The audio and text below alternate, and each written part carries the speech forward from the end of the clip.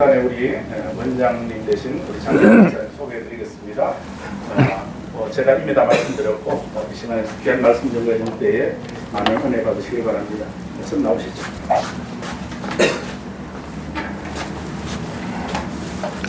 특별히 오늘 장로님 모습 우리 박수로 한번 환영합시다. 예배식 나는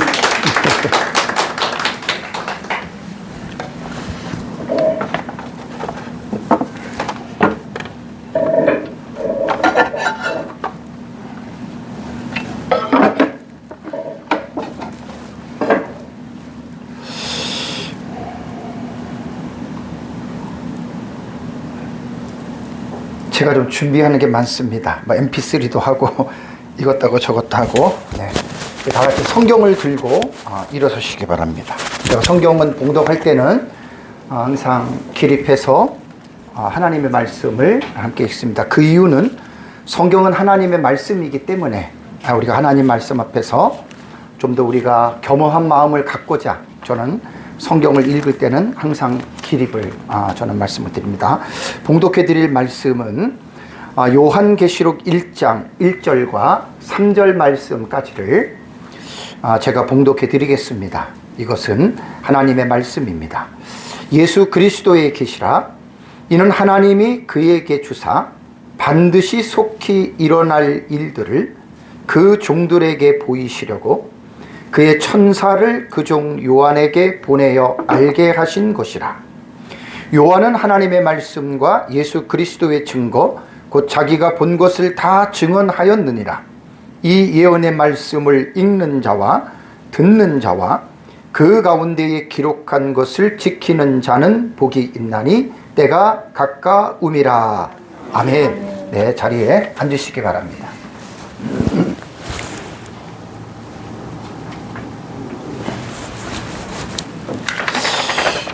제가 이제 우선 경기 북부 지회, 우리 대한에스라 성서연구원 경기 북부 지회가 설립이 된 게 지금 3년입니다. 3년. 그죠? 이제 2월 내년 2월 되면 아마 만 3년이 될 거예요. 그죠? 참 시간이 상당히 좀 빨리 지나간 것 같습니다. 또 우리 지회장님, 우리 이정복 목사님을 통해서 여러분들이 또 하나님의 말씀을 또 잘 배워서 저는 감사하고요. 우리가 또 하나님이 우리에게 주신 계시의 말씀, 또 장차 될 일들에 관한 종말에 관한 말씀을 또 하나님께서 우리에게 특별히 알게 하셔서 우리가 이렇게 지금 공부를 하고 있습니다. 그래서 어쨌든 계속해서 하나님 부르시는 날까지 우리는 목사는 계속해서 공부하는 게 목사입니다. 공부를 안 하면 사실 목회를 하지 말으셔야 돼요. 저는 에스라에서 우리 지금 에스라 사역이 제가 15년째입니다. 올해가 15년째 에스라 사역을 또 하나님의 은혜로 그냥 하고 있는데 정말 성경을 연구하면서 제 마음속에 그런 생각들이 많이 주어집니다. 오늘은 이제 오늘 강의를 여러분들이 좀 들어보시면 알겠지만 30시간 동안 강의한 내용을 딱 오늘 압축해서 하는 거예요. 그러니까 다 이미 했고 책으로 나올 건데 너무나 중요한 내용이기 때문에 오늘 한번 그 내용들을 한번 함께 이렇게 나눠보려고 합니다. 제가 원래 이제 책이 나오면은 요한계시록 독법이라고 하는 제목으로 이제 나갈 것입니다. 독법이라고 하는 말은 읽는 법이에요. 읽는 것. 그럼 요한계시록을 어떻게 읽느냐? 그게 이제 독법이라고 하는 말이거든요. 그러니까 요한계시록에 대한 그 독법이라고 하는 이 부분을 가지고 이제 오늘 이제 제 강의를 쭉 해 나가는데. 또 제가 제목을 부제로 이렇게 달았습니다. 요한계시록을 이렇게 배우신 적이 있나요? 네. 이제 오늘 제가 강의한 내용을 유튜브로 올릴 때 요 제목으로 올리려고 그래요. 왜냐하면 요한계시록 독법 그러면 거의 안 눌러요. 근데 요한계시록을 이렇게 배우신 적이 있나요? 그러면 사람들이 눌러요. 이게 뭐냐면 어떻게 콘텐츠를 사용할 때 하느냐에 대한 것들을 제가 3년 정도 하면서 제가 이걸 좀 배웠습니다. 그래서 평범한 것들은 보통 사람들이 이렇게 누르질 않는데 제가 어쨌든 오늘은 너무 중요한 내용들을 압축해서 강의를 하는 내용이기 때문에 많은 사람들에게 함께 좀 이 부분을 나누었으면 하는 마음으로 제가 강의를 제가 시작합니다. 제가 시작 시간을 안 적어놨네요.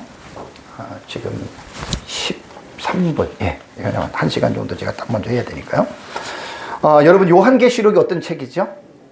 예.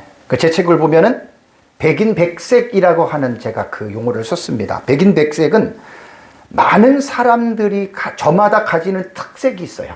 다 달라요. 그래서 요한계시록은 천의 얼굴로 비추어지는 책이다. 결코 이 말은 틀린 말이 아닙니다. 그리고 이제 요한계시록을 공부하고 연구했던 분들, 주변에 있는 분들하고 서로 대화를 나누다 보면은 도대체 누구의 말이 맞는 거야? 도대체 해답이 안 나와요. 다 보는 관점들이 다르기 때문에. 그래서 이제 서로가 이제 이 요한계시록에 대한 해석을 가지고 이야기를 하다 보면 논쟁이 되고 다툼이 돼요. 심지어 싸우고.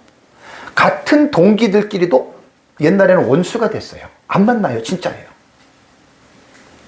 그리고 어떤 사람들은 아예 요한계시록 자체를 덮어버려요. 왜? 너무 어려우니까. 20년에서 30년 전에만 해도 한국교회가 종말론에 대해서 상당히 그래도 뜨겁게 논쟁을 했습니다. 대표적으로 이강복 목사님과 백석칙의 최갑종, 그죠? 무천년 전천년 해가지고 서로 아주 상당히 뜨겁게 논쟁을 했어요. 근데 여러분, 20년 전부터 한번 여러분 생각해 보십시오. 한국교회 안에 목회자들, 특히 신학계에서 요한계시록을 가지고 여러분 혹시 무슨 논쟁하거나 그런 걸 보셨나요? 거의 지금 한국교회 안에서 20년 전부터 보면 요한계시록 얘기 안 합니다. 그 이유가 있어요. 왜 그럴까? 그거 이제 차츰차츰 뒤에서 제가 이제 말씀을 드리겠습니다. 첫째는 뭐냐면 세계적인 신학의 흐름이 바뀌어졌습니다. 종말론의 신학의 흐름이.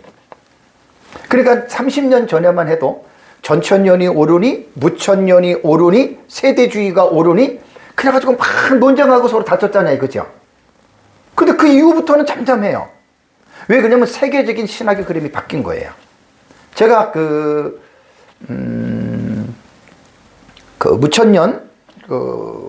무천년주의자 그레고리 빌 있잖아요. 그레고리 빌 주석이 2000페이지인데 그 책을 제가 다는 안 봐도 이제 필요한 건 다 제가 들어가서 봅니다. 그 책을 보다 보니까 그레고리 빌이 그런 말을 하는 거예요. 이제 제가 그 책이 나온 지 10년이 넘으니까 20년 전부터 미국의 신학이 어떻게 변했냐면 종합주의, 절충주의 방식으로 요한계시록 종말론 해석을 하는 거예요. 그럼 이제 모르시는 분들은 종합주의가 뭐야, 절충주의가 뭐냐 이런 생각이 들잖아요. 그 뒤에 말씀을 드릴게요. 쉽게 말하면 짬뽕 하는 거예요. 짬뽕. 어느 하나의 신학, 하나의 종말론, 무천년, 전천년, 후천년 세대주의 하나만을 강조하지 않고 서로에게 좋은 점들을 다 종합하는 겁니다. 이게 절충주의입니다. 그러니까 한국에서 신학자들이나 한국에서 목사님들이 미국에서 공부를 하면 한국에서 외국에서 공부하면 미국에서 공부하잖아요. 그 미국 신학자들이 어느 하나를 그렇게 강조하지 않아요. 다 이제는 종합적인 해석을 하다 보니까 아이 그래 뭐 이것도 갔다가 저 집 거 좋으면 저 집 것도 갔다가 이렇게 돼버린 거예요. 그래서 이 종말론에 대한 부분이 한국교회가 잠잠했다. 난 그레고리 빌 책을 보고 제가 알았어요. 그래서 그랬구나 라는 것들을 제가 이제 깨닫고요. 또 하나는 뭐냐면 요한계시록을 여러분들 연구해봐서 알잖아요. 너무 어려워요. 쉽게 말하기가 진짜 어려워요.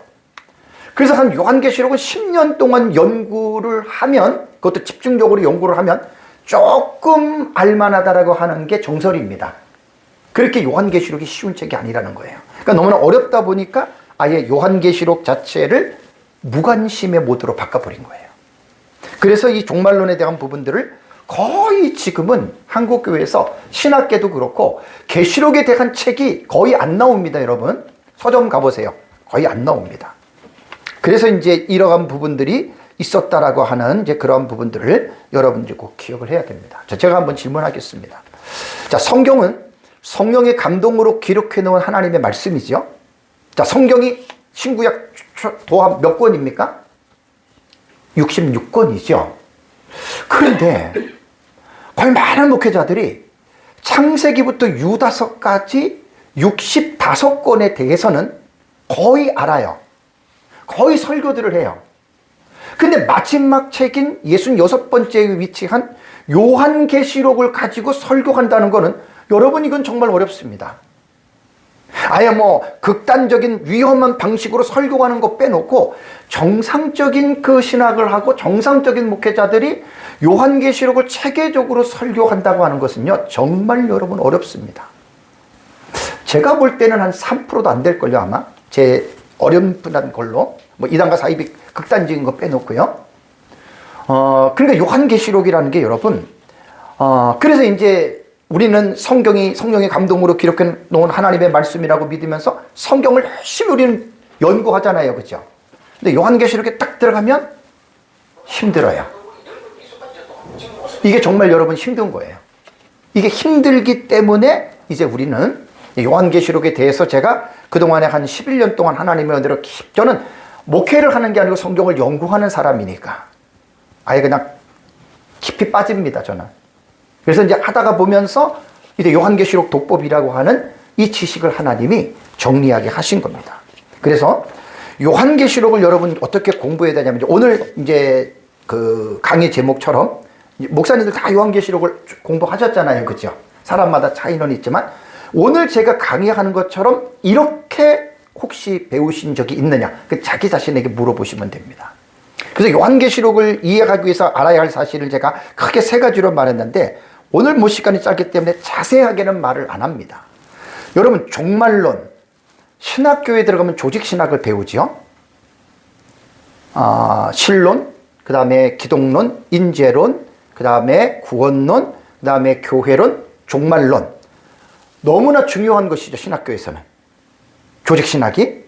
거기에서 마지막 파트가 종말론입니다. 신학교에서 왜 우리가 조직신학을 배우죠? 졸업하기 위해서 배우는 게 아니죠. 그 배운 지식을 목회자인 우리가 성도들에게 가르치기 위해서 배우는 거잖아요.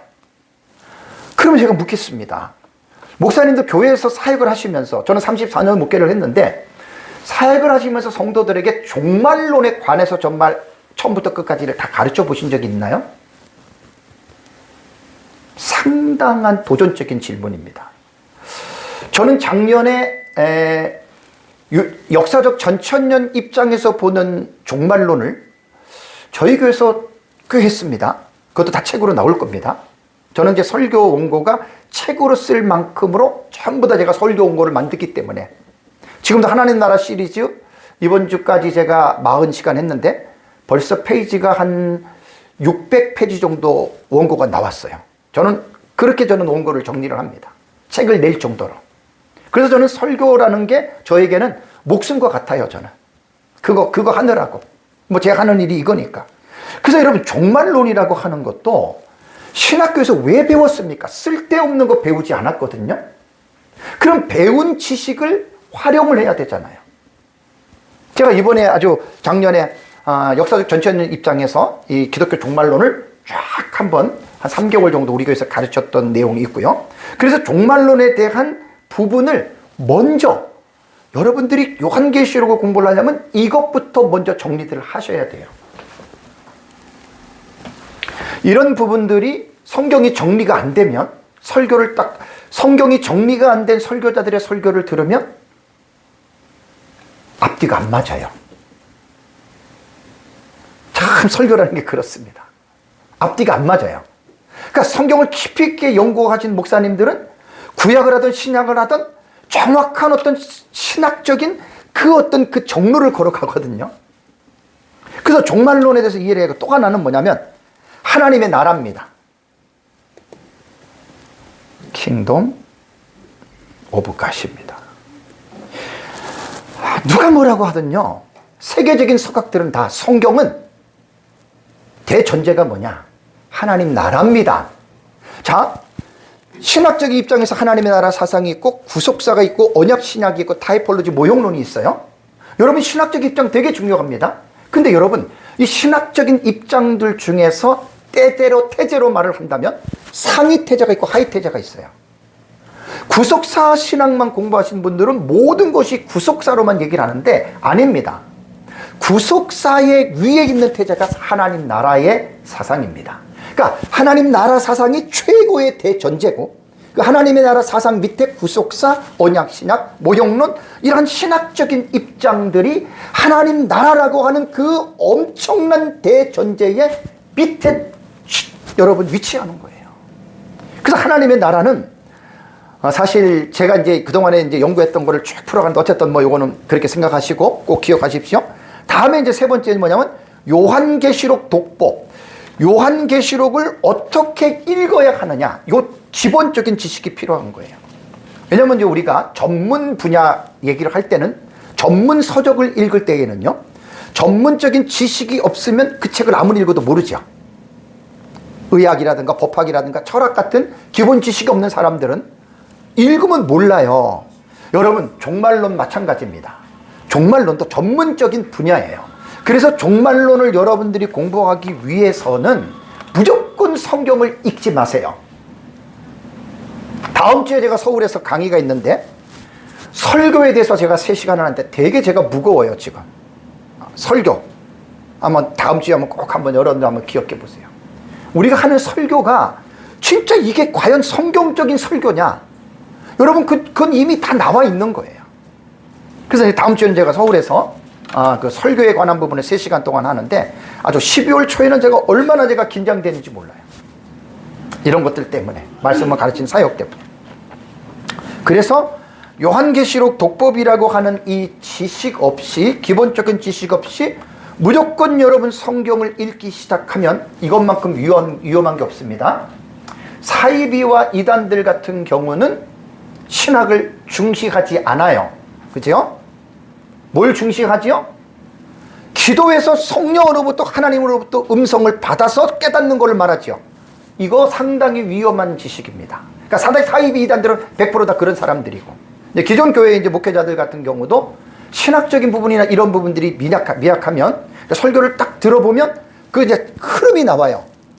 목사님들은 한편의 설교 속에서 신학적인 지식과 세상적인 지식과 여러분들의 성격과 여러분들의 기질 다 나옵니다. 한편의 설교에. 그러니까 그건 누가 어떻게 보느냐에 따라서, 평가하는 사람에 따라서 다른데, 저는 그렇게 생각합니다. 제스처, 억양, 언어를 쓰는 어휘력, 다 그게 자기의 성격과 기질에 따라서 나오는 거예요. 그리고 이제 그 설교 시간에 하나님의 성령이 함께 하셔서 성령의 능력이 나타나는 가운데에 그 말씀을 전하느냐, 이런 것도 이제 뭐 주관적이지만 이런 부분들 다 우리가 생각해 볼 필요가 있습니다. 그래서 요한계시록 독법은 제가 이제 연구를 하면서 뭘 깨달았냐면, 대부분 거의 답니다. 사실 저도 그랬고요. 요한계시록을 기본적인 지식 없이 무조건 배웠어요. 이것저것 따지지 않고 배운 것을 무슨 지식이라고 하는 줄 아십니까? 그걸 마구잡이라 그래요. 우리말 사전을 제가 찾아본, 저는 설교할 때, 단어를 할 때 꼭 저는 사전을 찾아봅니다. 마구잡이를 찾아보니까 이것저것 따지지 않고 마구 하는 짓이 마구잡이입니다. 그러니까 요한계시록을 뭐 개론부터 시작해서 뭐 좀 이렇게 배우고 했어야 되는데, 그냥 그런 거 상관없어요. 그냥 기도하다가 깨닫고, 뭐 어떤 교수가, 어떤 목사님이 얘기를 하니까 깨달아서, 이게 마치 이런 것처럼. 그래서 이제 그러한 지식들에 대해서 제가 이제 좀 오늘 이번 시간에는 좀 한번 여러분들이 공감할 수 있는 내용으로 서론적으로 조금 말씀을 드리겠습니다. 모든 사람들이 계시록을 알고 있는 수준이 어떤 줄 아세요? 자, 계시록 6장을 딱 들어가면 계시록은 6장부터 어려운 거예요. 1장에서 5장, 21장, 22장은 어렵지 않아요. 1장, 6장부터 19장이 제일 어렵고, 20장도 좀 신학적인 차이 때문에 그렇지 20장도 사실은 별로 어렵지 않아요.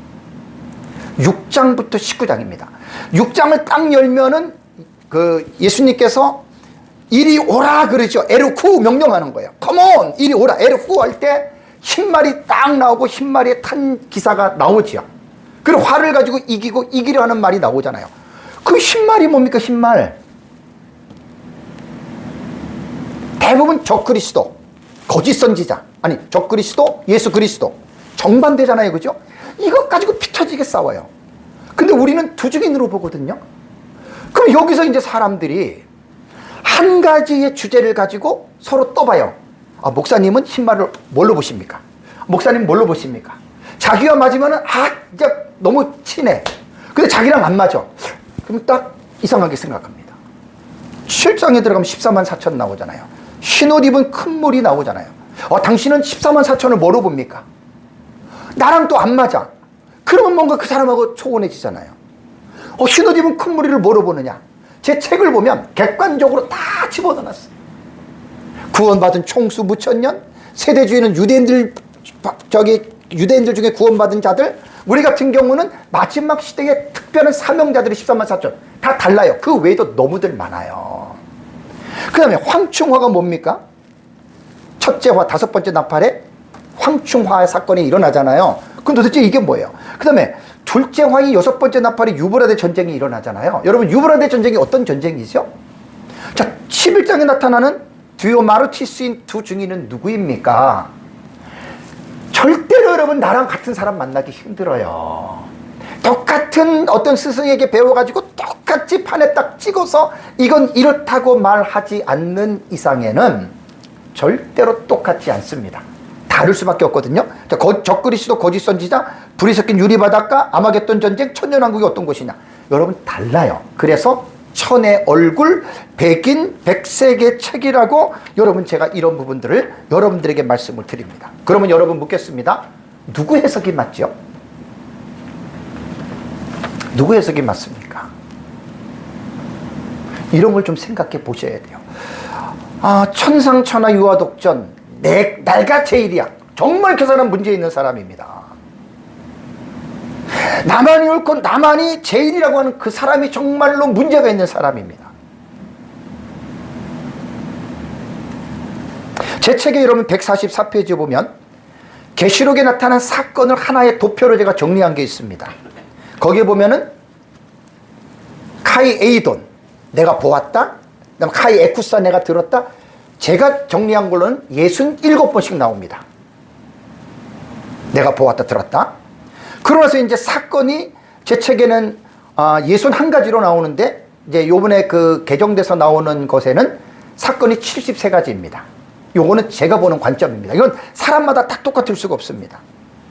자, 제가 이제 뭘 여러분들에게 부탁을 드리려고 한다면 하나의 사건을 가지고 대화를 해서 나랑 맞느냐 틀리느냐 이렇게 보면 안 돼요. 요한계시록은요, 성경은 전체적인 맥락을 먼저 보셔야 돼요. 하나의 해석만이 중요한 것이 아니에요. 전체적인 내용이 뭐냐? 계시록 1장부터 22장에 나타나는 그 요한계시록의 전체적인 내용이 무엇인지를 반드시 여러분 감을 잡으셔야 돼요. 근데 여러분 이거는 정말 어렵습니다. 전체를 안다라고 하는 거는 거의 힘들다고 생각하시면 됩니다. 다들 이제 여러분 이제 들어보시면 알겠지만 다 짬뽕이거든요, 짬뽕.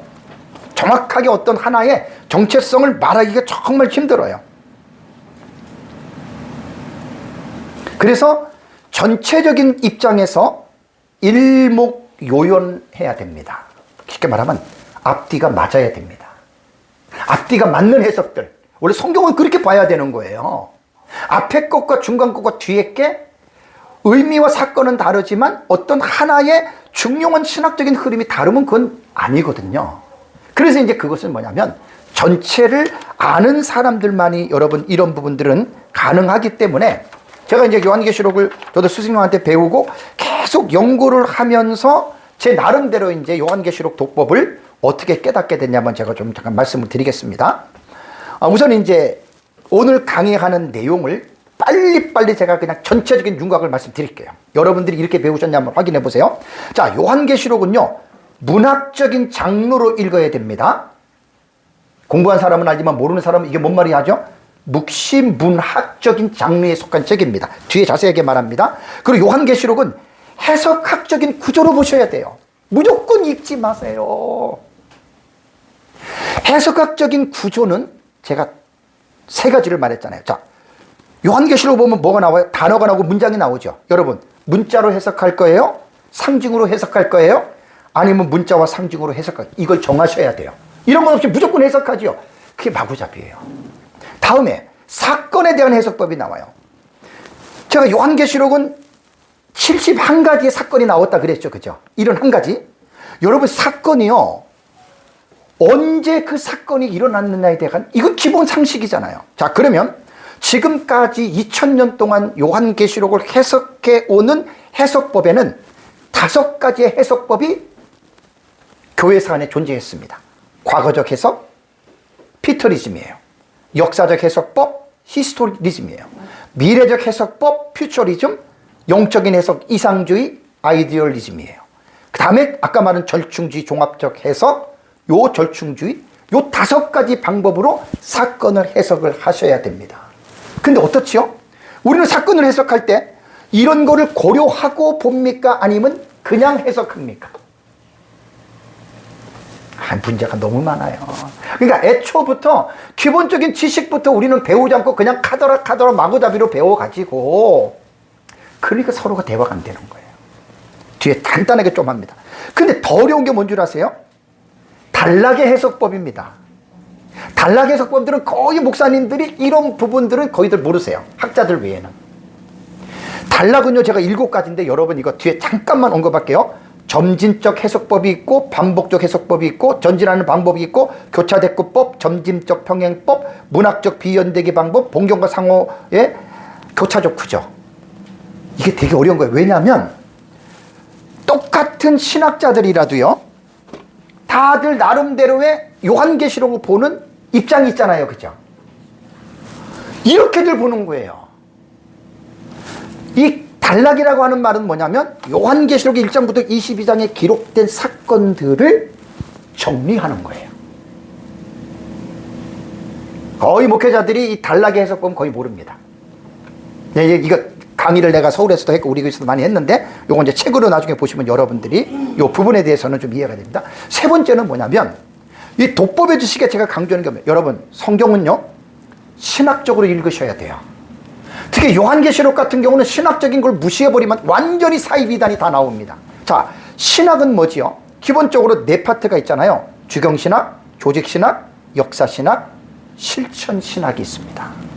우리가 신학교를 왜 목사님들이 공부했어요? 졸업하려고 신학했나요? 목사 한 수 받기 위해서 신학했나요? 아닙니다. 정말로 중요한 내용들을 신학교를 통해서 어떤 신학교든지 공부를 한 거예요. 그래서 이 신학적인 입장이 분명해야 되는데, 뭐 이것만 해도 제가 뭐 한 많은 시간 제가 강의를 했습니다. 그냥 이걸 넘어갑니다. 그 다음에 이제 마지막으로 제가 할 게 뭐냐면, 자, 우리가 이제 공부를 했어요. 다 공부를 했다면 목사님들에게 있어서 제일 중요한 마지막 결론은 뭐냐면, 자, 우리가 이제 이렇게 공부를 많이 했어요. 왜 공부했죠? 나 혼자만 믿고 말려고 공부했나요? 아니에요. 목회라고 할 때에는 목사가 성경을 양들에게 가르치기 위해서 여러분들이 목사가 된 거예요. 그러면 내가 이 작은 두루마리를 받아먹고 공부를 했다면 뭘 해야 돼요? 가르쳐야 돼요. 성도들에게 가르치지 않는 걸 왜 배워요? 뭐 때문에 배워요? 배울 필요가 없는 거예요, 그거는.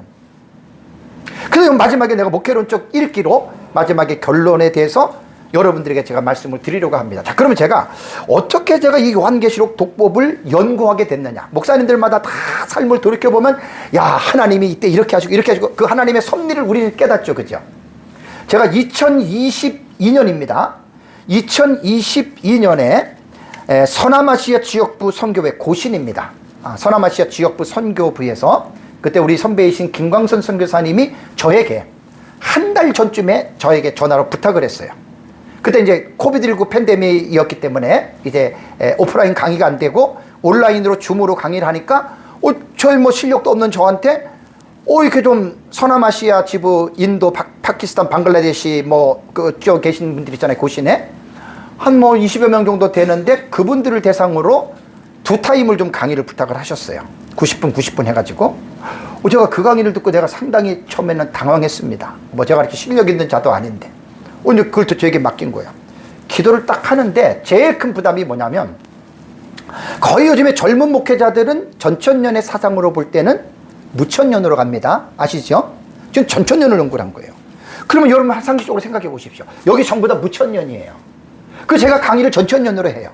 그 먹히겠어요? 안 먹히겠어요? 안 먹혀요. 그 부담이 먼저 팍 온 거예요. 주님, 어떻게 해야 되죠? 그때 주님이 주신 지혜가 어차피 무천년을 하는 사람한테 전천년을 믿어라? 여러분 신뢰예요, 신뢰. 다수가 다 무천년이면 안 돼요. 그래서 하나님이 주신 지혜가 이제 그래서 요한계시록 독법을 기도하다 보니까 하나님이 이것을 연구하게 하신 거예요. 그래서 2022년 제가 2월 17일에서 이제 그 한강자를 요 시간대에 제가 줌으로써 2강의를 제가 하게 됐습니다. 그리고 또 희한하게 하나님이 그 다음 달에 3월 17일입니다. 그때 그 교회 세움 운동이라고 우리 고려파의 후배 목사님들이 하는 성경 공부 연구가 있어요. 한 10여 명 모이는데 대구에 있는 분들하고 같이 해놨는데 거기 이제 리더 되는 목사님이 저에게 또 이제 제 책도 쓰고 했으니까 이 강의를 부탁을 한 거예요. 그래서 제가 뭘 강의를 할까 생각을 하다가 왜냐면 이 요한계시록 독법이 너무나 중요해서 이거를 해야 되겠다 그러고 1시간 제가 90분을 얘기를 하고 두 번째 타임에는 역사적 전천년 천년왕국론에 대해서 이제 어떻게 논쟁이 됐느냐에 대해서 이 부분에 대해서 제가 여기서 하게 됐고요. 그러고 나서 이제 그 다음에 대구 지역입니다. 여기는 뭐 포스터를 만들지 않았는데 우리 동기 목사님이 초청을 해서 대구 지역에 마라나타 다해 성경연구원에서 저를 또 초청해서 이때가 언제냐면은 3월 28일이에요. 그러니까 그 다음 주에요. 서울에서 하고 그 다음 주에 대구에 내려가가지고 또 두 번째 2시간을 걸쳐서 제가 요한계시록 독법하고 여기는 거의 목사님들이 다 전천년 믿는 사람들이에요. 그러니까 전 너무나 좋아요. 전천년을 믿으면 그냥 내가 한 깊이 있게 그 도표 만들어 놓고 제가 이제 강의를 했습니다.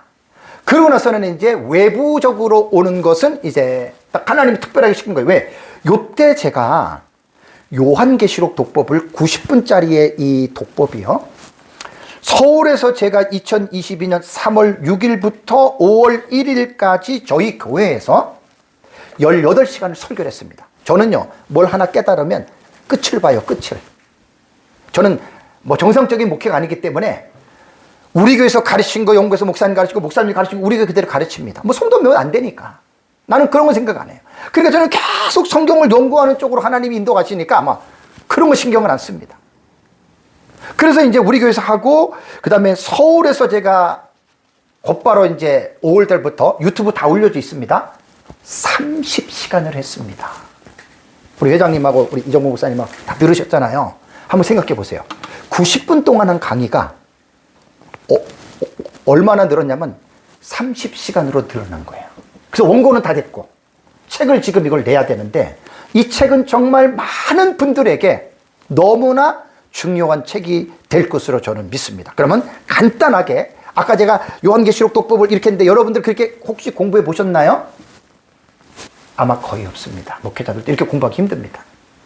이런 것들은 유명한 그 주경 신학자들 중에 그 유명한 신학자들 있잖아요. 두꺼운 책 거기서 다 뽑아내는 거예요, 제가.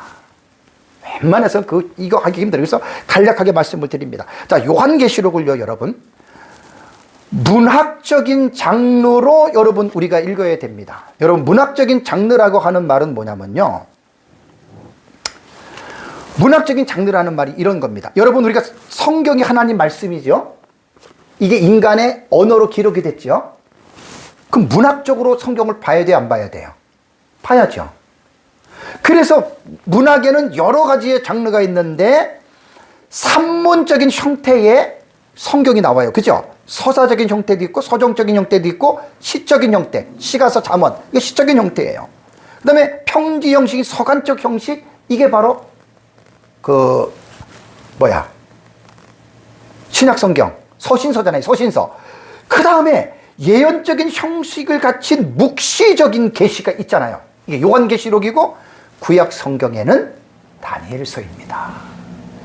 문학적으로 볼 때 묵시 문학은 계시 문학은요 어렵습니다. 일반 문학에서도. 그래서 그 묵시 문학을 이해하기 위해서는 뭐가 필요해요? 기본 지식이 필요한 거예요. 그냥 읽어서 여러분 그것을 알 수 있는 게 여러분 아니라는 거예요. 알 수 있는 게 아니라는 거예요. 그래서 요한계시록은 문학적인 장르로 읽을 때 우리는 무엇으로 먼저 여러분들이 읽으셔야 되냐면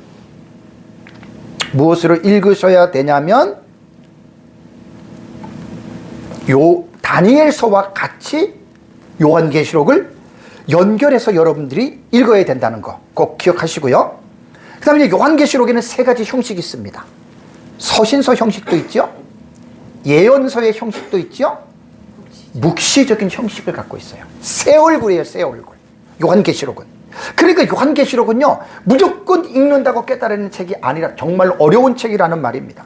그래서 이제 다니엘서의 묵시는, 여러분 다니엘서는요, 뭐 다니엘이 뭐 총리가 되고 제사 드리지 않고 뭐 그래가지고 뭐 풀무불 들어가고, 그게 다니엘서의 목적은 아니에요. 신앙의 하나의 태도이지, 다니엘서를 하나님이 기록하게 하신 하나님의 의도는 2장, 7장, 8장, 9장, 11장, 12장의 묵시적인 계시에 있는 거예요. 거의 이런 거 모르죠. 여러분 다니엘서 11장 읽어보셨어요? 그거 안티오쿠스 4세 에피파네스 헬라 제국 시대에 일어났던 팩트입니다. 역사의 팩트입니다. 그러니까 중간사를 모르면 11장 몰라요. 다니엘서 8장도 몰라요. 수량, 수염소, 길 둣불 나고, 그러니까 이게 성경은요, 그냥 읽는다고 되는 게 아니라 어려운 부분들이 많이 있습니다. 그래서 이렇게 여러분들이 공부를 하셔야 되고, 해석학적인 입장으로 들어가서 말씀을 드리겠습니다. 자, 우리가 글을 읽습니다. 7교회가 나와요? 14만 4천 나와요? 흰옷 입은 큰 물이 나와요? 두증인 시온산 불이 쭉 이런 게 나와요. 그럼 여러분, 우리가 성경을 읽을 때 이게 뭐지? 7교회. 자, 문자로 볼 때는 어떻게 돼요? 7교회죠, 그죠? 문자적 해석이에요. 그런데 상징의 해석은 어떻게 하느냐? 숫자 7이 아니라 숫자 7은 완전한 수로서 그 7은 전 세계에 흩어져 있는 교회다. 여러분, 어떤 게 맞을 것 같아요? 자, 지금 한 가지 테마를 가지고 말씀을 드린 거예요. 서로 대화가 돼요, 안 돼요? 안 돼요. 요한계시록은 여러분 어떤 부분인데 14만 4천을 보더라도 문자적으로 보느냐 상징적으로 보느냐, 여기서부터 격돌이 되는 거예요. 전체가 그래, 전체가. 두 증인, 두 사람이냐? 문자적인 해석이에요? 아니면 상징적으로 전 세계에 흩어져 있는 신약시대의 주의 종들이냐? 아니면 미래주의는 마지막 때에 나타나는 하나님의 종들이냐? 다르잖아요. 그러니까 성경을 읽을 때 계시록이 왜 어렵냐면, 해석학적으로 들어가면 문장, 문자냐 상징이냐. 보세요. 세대주의 전천년은 일본에 속합니다. 극단적인 문자입니다. 다 문자로 봅니다. 상징의 해석은 무천년입니다. 모든 것 다 상징으로 풀어갑니다. 역사적 전천년은 뭐냐? 문자와 상징을 병행합니다. 그러니까 문자적 해석을 중시하면서도 상징의 해석을 하는데, 여기서 문제가 뭔 줄 아세요? 하나님이 우리에게 이 텍스트를 주신 것은 문자로 읽으라고 줬는데 상징으로 읽으면 어떻게 돼요? 잘못된 거죠. 하나님이 이 텍스트는 상징으로 읽으라고 줬는데 문자로 해석하면 그건 어떻게 된 거예요? 틀린 거예요. 그러니까 요한계시록은요, 이 원리들을 여러분들이 알고 읽으면 천의 얼굴이 될 수밖에 없다는 이야기예요. 지금 이게 좀 뭔가를 알면 우리가 싸움도 다툼도 여러분 잦아진다니까요. 제 강의를 들으면서 모든 분들이 무장해제를 해야 돼요. 전천년 무천년 세대, 여러분들이 알고 있는 지식들을 싹 내려놔야 돼요. 만약에 여러분들이 내려놓지 않고 제 강의를 들으면 그건 나랑 다르네 절대 은혜 못 받습니다. 그럼 결국 자기께 옳다고만 가는 거예요. 저는 독법에서 전천년이 오르냐 무천년이 오르냐 후천년이 오르냐 세대, 이거 말하는 게 아니에요. 요한계시록이 기록되고 나서 2000년 동안의 교회들이, 신학자들이, 성도들이, 목회자들이 이 요한계시록을 어떻게 읽었느냐라고 하는 그 객관적인 지식을 제가 지금 여러분들에게 정리해서 말씀드리는 거예요. 그리고 우리가 공부를 할 때 여러분, 나는 어떻게 공부할 것인지 여러분 방향을 설정하셔야지. 이런 거 다 무시해버리고 그냥 들어가서 막 금식하면서 기도하다가 깨달았다. 거의 80~90%가 잘못된 대로 깨닫습니다. 100% 이단들은 다 그렇게 깨달은 거예요.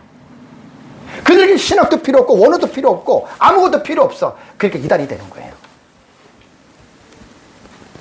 다음 주에 제가 서울에서 강의하는 거 꼭 한번 들어보세요. 참석하지 못하는 분은 유튜브로 들어보세요. 설교에 대해서, 성경에 대해서 정말 제가 중요한 부분들을 제가 다음 주에는 제가 3시간 동안 언급을 할 겁니다. 정말 저도 설교자가 여러분 두려운 거예요.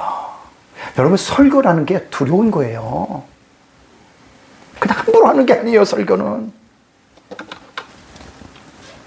다음에 두 번째, 아까 말씀드렸잖아요. 자, 사건에 대한 해석입니다. 요한계시록을 여러분 읽다 보면 사건이 나오잖아요. 이런 세 가지가 나옵니다. 제가 정리한 겁니다.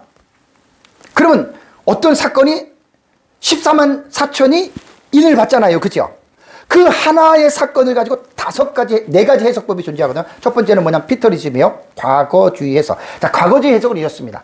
요한계시록에 기록된 모든 것들을 우리가 볼 때는 이미 과거에 어떻게 다 이루어진 거예요. 이게 과거주의예요. 과거주의 꽤 많아요. 무천년 계열에서도 과거주의가 있고 그 과거주의 해석 가지고 신약 분체로 늘리는 게 있는데 이 과거주의는 두 가지입니다. 좁은 과거주의는 기원 후 70년에 발생한 예루살렘 멸망을 예언한 것이다. 그러니까 도미티안 황제 때 96년도에 요한계시록을 기록했잖아요. 그 기록 연대를 그 이전 네로 황제로 땡기는 겁니다. 이 과거주의 학자들은.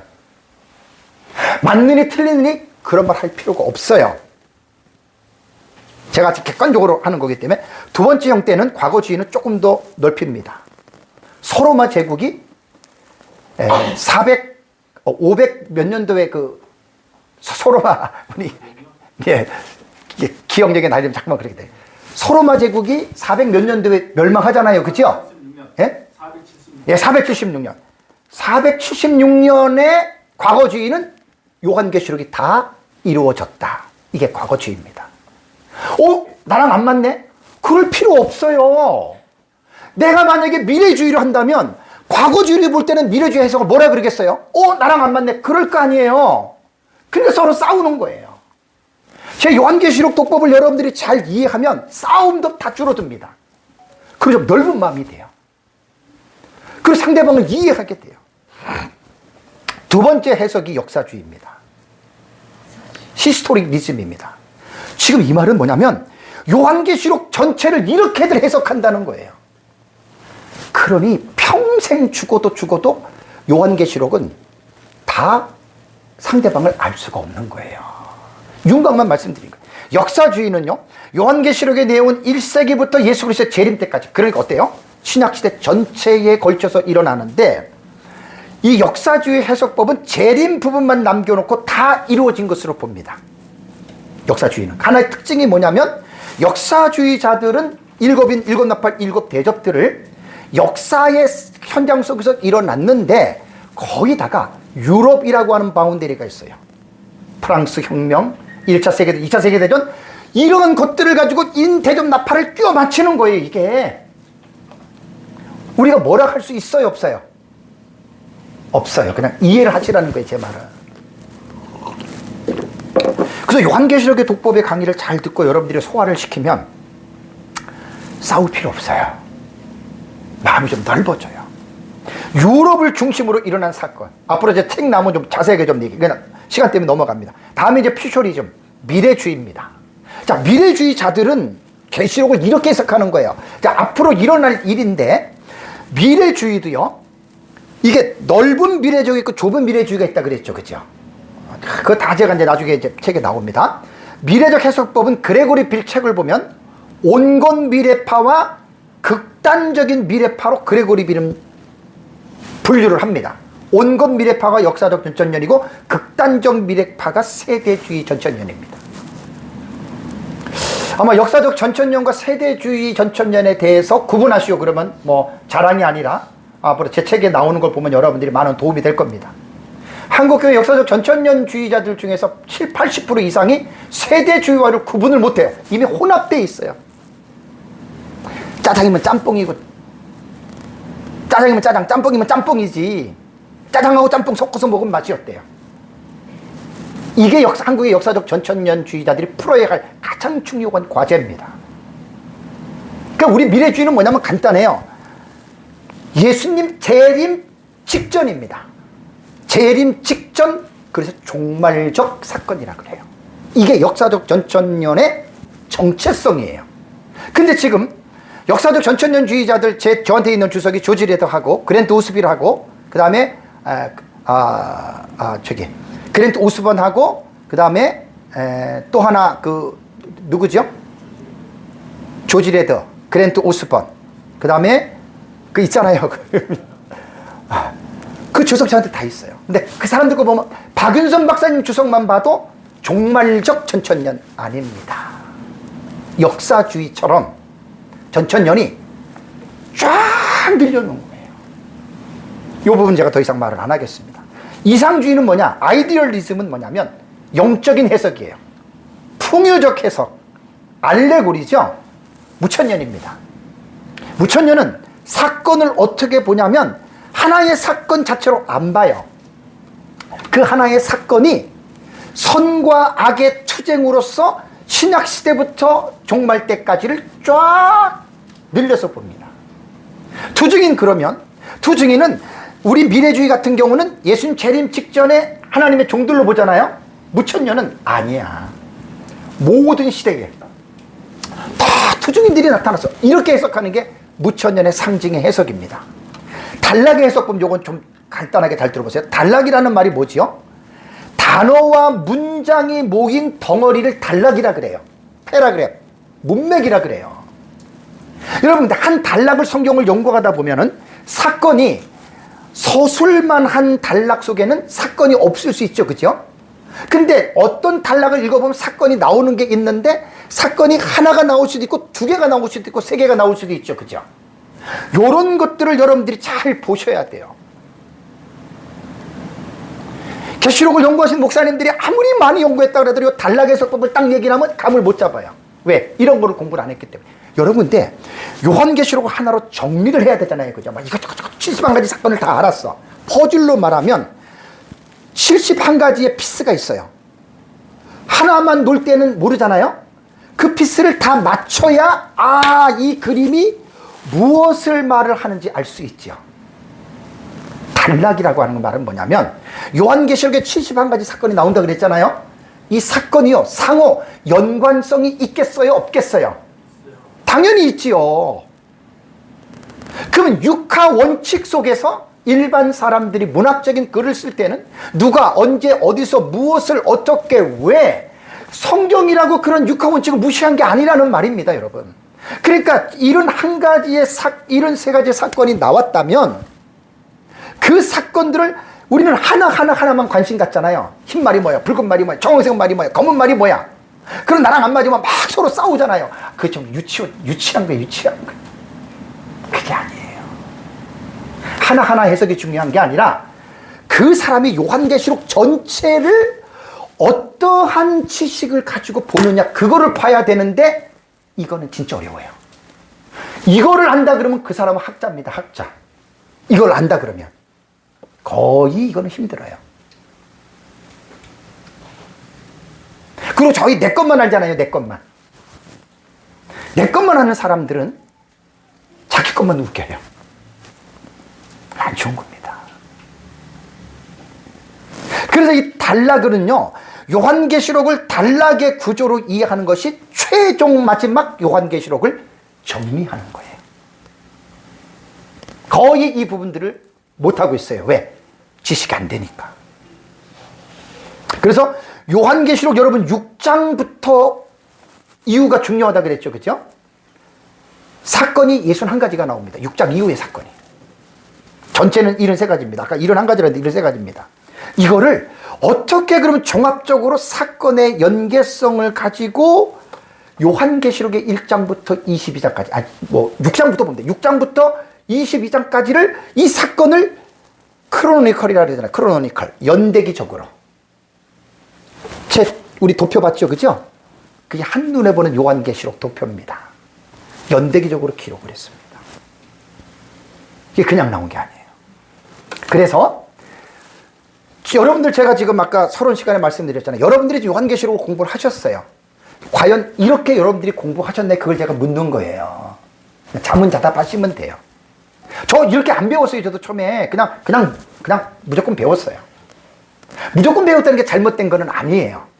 나중에 뒤늦게 저는 연구를 하면서 깨달은 거예요. 자, 단락 해석법은 7가지입니다. 6장부터 이제 7인 7나팔 7 대접해가지고 이제 그 중간에 봉경이 있고 막간 계시해가지고 사건이 삽입이 되죠. 그죠? 이렇게 헷갈리는 거예요. 점진적 해석법이라는 말은 뭐냐면 시간상으로 연속이 된다. 그러니까 요한계시록 6장부터 7인 나오고 7나팔 나오고 7대접의 재앙으로 큰 덩어리가 3가지 시리즈가 전개가 되는데 그 중간에 다른 계시들이 착착착 삽입돼 들어가잖아요. 그죠? 요 점진적 해석은 기록된 순서대로 사건이 일어난다. 대표적인 게 세대주의입니다.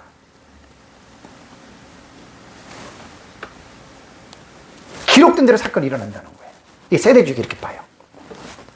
두 번째는 반복적 해석입니다. 반복적 해석은 전진적 해석과 다른 게 뭐냐면 7인 7나팔 7대접의 환란들은 같은 거다. 그러니까 7인이 내용이 같은데 그 같은 내용을 7나팔로 계시의 모양만을 바꾸어서 반복했다. 그 다음에 7대접도 같은 내용인데 계시의 모양을 대접으로 바꾸어서 반복했다. 이게 반복적 해석법이에요. 그 6장부터 그렇게 본다는 거예요. 지금 그러니 이런 학자들이 있고 이런 주석들이 있어요. 그러니 내 것만 아는 사람들이 점진적 해석법, 반복적 해석법 이게 7가지인데 이걸 이해가 되겠어요? 안 되겠어요? 이해를 못하지요. 그러니까 내 것만 알고 그냥 덮어버리는 거예요. 세 번째는요. 전진하는 반복법입니다. 6장부터의 해석이 7인 7나팔 7대접은 전진하는 것도 있고 반복하는 것도 있다. 요거는 앞에 첫 번째와 두 번째의 해석을 약간 병행했죠. 그죠? 우리가 보는 것도 약간 요런 게 어떤 부분이 있을 수 있어요. 이거 전체를 아는 사람들이 요런 부분들을 할 수가 있어요. 반복도 있고 전진도 있다. 이게 전진하는 방법이고 이게 뭐냐면 요한계시록 6장부터 그렇게 해석을 한다는 거예요. 전체를. 학자들이 있어요. 다. 그러니까 이제 우리가 이런 기본 지식이 없으면 이런 사람들의 주석을 읽으면 이해가 돼요? 안 돼요? 이해가 안 되죠. 왜? 나랑 다르니까. 그래서 제가 요한계시록 독법에서는 이러한 기본적인 지식들을 제가 드리는 거예요. 그리고 어떤 책이든지 읽으면 이 사람은 이렇게 봤는데 그게 나와야 되는데 이거 쉽지 않습니다. 저처럼 아예 그냥 목회를 그만두고 설교만 하고 그냥 성경만 연구하면 가능한데 목사님들 목회하면서는 불가능해요. 그래서 제가 하는 사역은 목사님들 섬기는 사역이에요. 저는 뭐 제 설교도 여러분들 들어보셔서 알겠지만 성도들을 위한 설교 사실 아닙니다. 제 설교는 목회자들을 대상으로 유튜브에 올려놓는 게 그래서 저는 하는 겁니다. 네 번째는요. 교차 대꾸법입니다. 이게 키아즘 구조예요. 키아즘 구조. 이제 공부를 해보신 목사님들을 알잖아요. 키아즘 구조는요. 유대인들의 성경 해석법으로서 되게 중요한 해석법입니다. 그러니까 어떤 대목에서도 성경 전체를 서로 교차하여 대조를 이루게 함으로써 진리를 효과적으로 전달하는데 이 교차 대꾸법은 이런 형식이잖아요. 이런 형식. 그죠? 이렇게 순서가 전개돼요. A, B, C, D, C-, B-, A-. 바로 뒤에는 빠져나오죠. 여기 이렇게 들어가고 교차 대꾸법의 핵심은 뭐냐면 맨 중앙에 있는 여기가 핵심입니다. 교차 대꾸법은 다 키아즘 구조는 이렇게 성경을 풀어갑니다. 그래서 요한계시록 A가 1장 1절에서 8절, 1장 9절에서 쭉 22장까지 이렇게 본 거예요. 이게 교차 대꾸법이에요. 맞느냐 틀리느냐? 여러분 우리는 그런 말 할 수 없어요. 이렇게 보는 방법이 있다는 거예요. 다섯 번째는 점진적 평행법. 요거는요 무천년 해석법입니다. 윌리엄 핸드릭슨이 무천년의 주경학자의 대가라고 하면 윌리엄 핸드릭슨이에요. 저도 핸드릭슨 주석이 이렇게 얇아요. 윌리엄 핸드릭슨의 주석을 가지고 그 종말론을 쓴 무천년 신학자가 지금 왜 갑자기 생각 안 나죠? 안소니 후쿠마. 네. 안소니 후쿠마가 무천년의 윌리엄 핸드릭슨이 원액이에요, 원액. 그레고리 빌도 그렇고 다 후대 사람들은 원액을 갖다가 이제 물을 타는 거예요. 많은 지식을 가지고. 그래서 점진적 평행법은 뭐냐면 요한계시록은 7단원으로 형성이 됐다. 신학적 입장이 딱 되는 거예요. 각 단원은 서로 평행을 이루면서 이걸 보셔야 돼요. 그리스도의 초림으로부터 재림까지 교회와 세상에 대해서 진술하게. 여러분, 이거는요, 이 말만 볼 때는 최고입니다.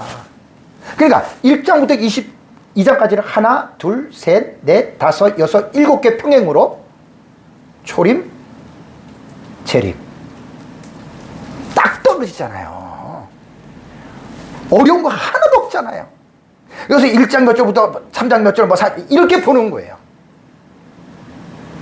우리랑 안 맞는다고? 여러분, 비난하면 안 돼요. 내가 이 사람을 비난하면 이 사람도 나를 어떻게 해요? 똑같이 비난해요. 이해의 스콥, 이해의 범위를 제가 지금 넓히는 거예요, 지금. 무장해제하자는 말이에요. 내 것만 올 때 자꾸만 그런 고리타분한 말 하지 말자는 거예요. 그리고 좀 이해를 하잔 말이에요. 나랑 사상이 달라도, 여러분, 요한계시록만 다를 뿐이지 무슨 뭐 신학적인 게 다릅니까? 다 똑같은데? 뭐 그것 때문에 여러분 우리가 얼굴 붉힐 필요가 전혀 없다는 이야기예요. 근데 이런 지식이 없으면 포용이 안 돼요. 점진적 평행법은 무천년.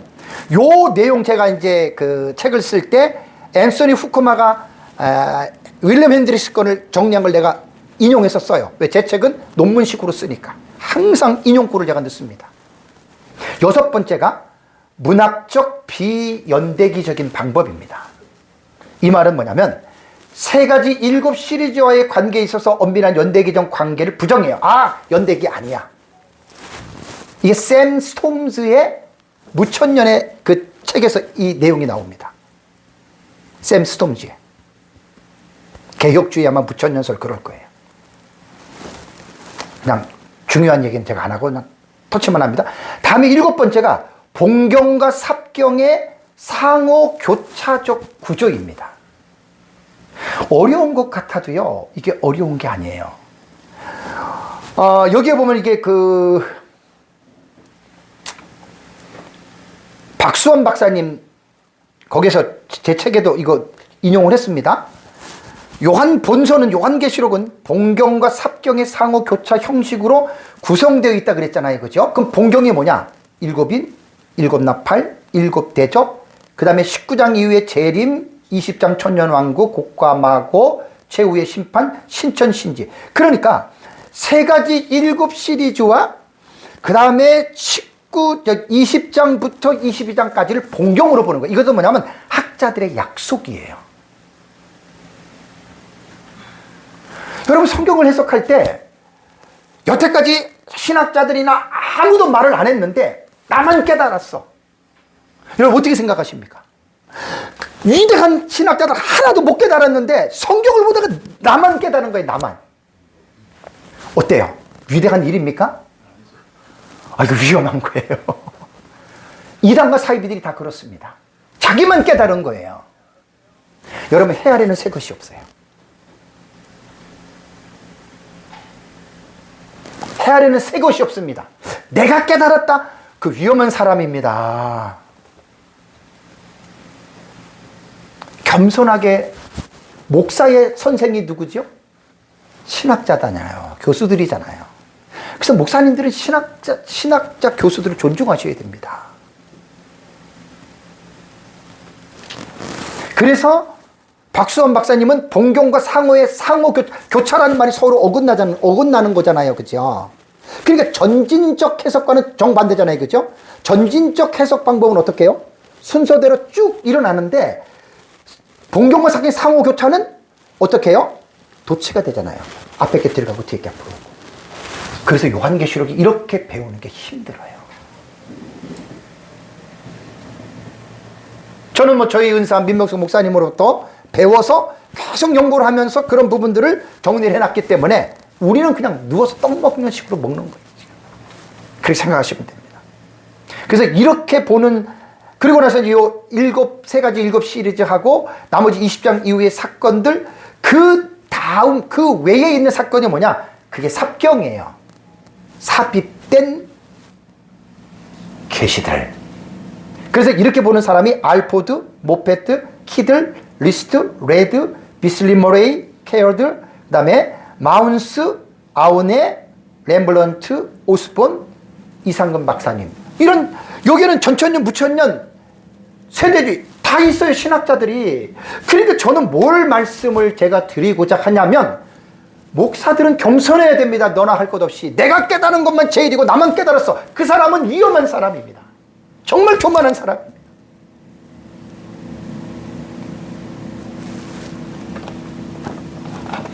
제가 책이 볼륨이 있잖아요. 지난달 제가 서울에서 강의할 때 책 보여줬잖아요. 제 유튜브 강의를 듣고 두 사람이 이거 구입했어요. 책을 딱 보더니만. 왜냐면 제 책은 일반 서점에 안 나가잖아요. 그래서 이렇게 유튜브 보면 이렇게 책 좀 보여주면 관심 있는 사람은 이거 구입해요. 제목이 70일의 계시와 요한계시록 주의잖아요. 뭐 잘 쓰고 못 쓰고를 떠나서 내용이 사실 좀 중요한 내용들이거든요. 그래서 이러한 유명한 학자들이 보니까 우리는 여러분 자꾸만 내가 새로운 용어를 만들어서 내가 마치 이런 거는 여러분 안 좋습니다. 헤아린 새 것이었기 때문에 겸손하게 학자들이, 그러니까 학자들도 저는 한 사람의 책만 보는 게 아니에요. 될 수 있는 대로 여러 분야의 책들을 보셔야 됩니다. 그러면 누구하고도 대화가 돼요. 외골수록 한 사람 된 사람은 자기들과 맞지 않는 사람하고 대화 안 해요. 여러분 위험한 겁니다. 그래서 우리는 동경과 삽경의 상호 교차구다. 이거만 해다가 몇십 시간 강의했어요. 이거 되게 그냥 통과입니다. 다음에 잠깐 끊으세요.